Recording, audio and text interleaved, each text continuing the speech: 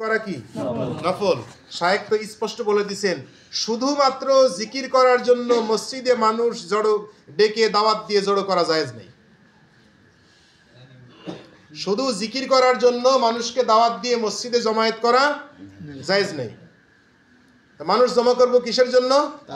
তালিমের জন্য। এটা ফরজ। কিসের জন্য? তালিমের জন্য। এটা করা কি ফরজ? এটা করা ফরজ। তালিমের জন্য জমা করব। তালিমের জন্য জমা করব।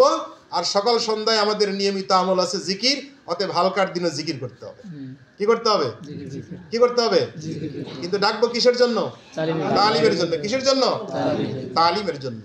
তালিম আছে শহরের এক হালকায় গেছি কিছুদিন আগে, মাঝে মাঝে একটা হালকায় যাওয়ার চেষ্টা করি এক মসজিদে কি অবস্থায় চলতেছে।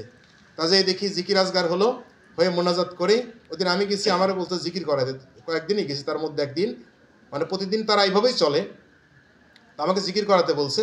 জিকির করানোর পরে মোনাজাত শেষ করে তালিম শুরু করব। এখানে সবাই আসেন আসেন আসেন, ওঠেন ওঠেন, ভাই কোথায় যান, তালিম করবেন না?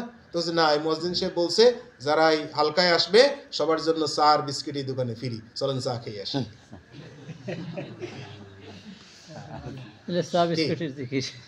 কিসের জিকির?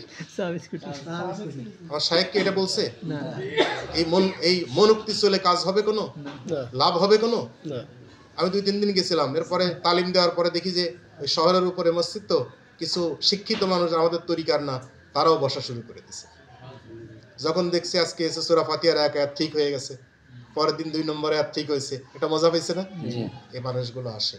তাহলে আমরা শায়েখ বলছেন কি আর আমরা করতেছি কি? আমরা এমনিতে গ্যাসের রুগী, তারপরে ব্যথার ওষুধ দিয়েছে, ব্যথার সাথে গ্যাসের ওষুধও দিয়েছে। আমি গ্যাসের ওষুধ খাই নাই, খালি ব্যথারটা খাইছি। গ্যাস বাড়ছে না কমছে? এই জন্য তো রাস্তাঘাটে একটা মানুষ এই মুজাহিদ হওয়ার আগে জিকির করতো না, গিবতও করতো না। মুজাহিদ হওয়ার পরে জিকির কয়দিন করার পরে ঠিক মতো করে নাই, এখন জিকির তো করে না, গিবতের আমল বাড়ছে।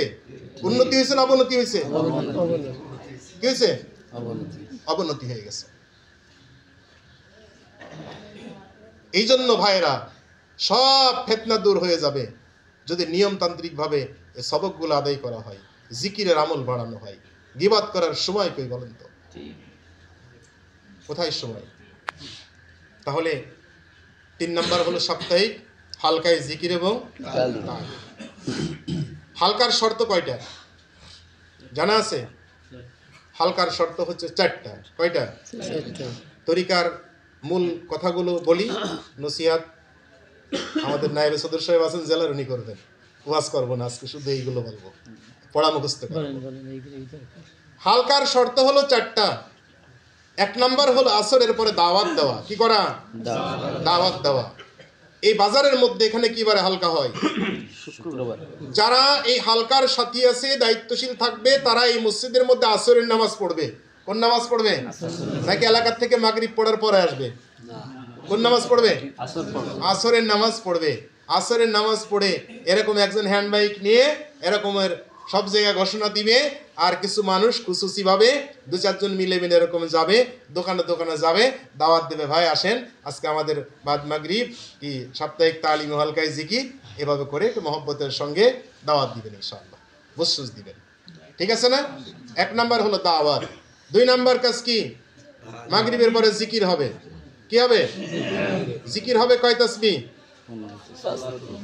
তাহলে ওয়াজ করবো কোন সময়? কি? এই জন্য আমাদের খলিফা হুজুর বলেন, জিকির খাইছে বায়ানে আর তালিম খাইছে মোনাজাতে। মানে বায়ান করতে করতে করতে শেষ পর্যন্ত সময় নেই, সুবহানাল্লাহ সুবহানাল্লাহ 33, 40, 42 করে জিকির শেষ। এরপরে লম্বা মোনাজাত, তালিমের সময় নেই। খলিফা হুজুর মাঝে মাঝে এরকম দোয়া করেন, আল্লাহ আমাদেরকে মাফ করে দেন, সমস্ত মুসলমানদেরকে মাফ করে দেন, বিরহমাতিকা ইয়া আরহামার রাহিমিন। দোয়া হয় না এটা? সমস্ত মানুষের জন্য ক্ষমার দোয়া। আমাদের একটু গোয়াদ আছে কি শের টের কয়ে এগুলো কওয়াই লাগবে, তাহলে মোনাজাতি হয় না। অথচ তালিমের সময় নেই।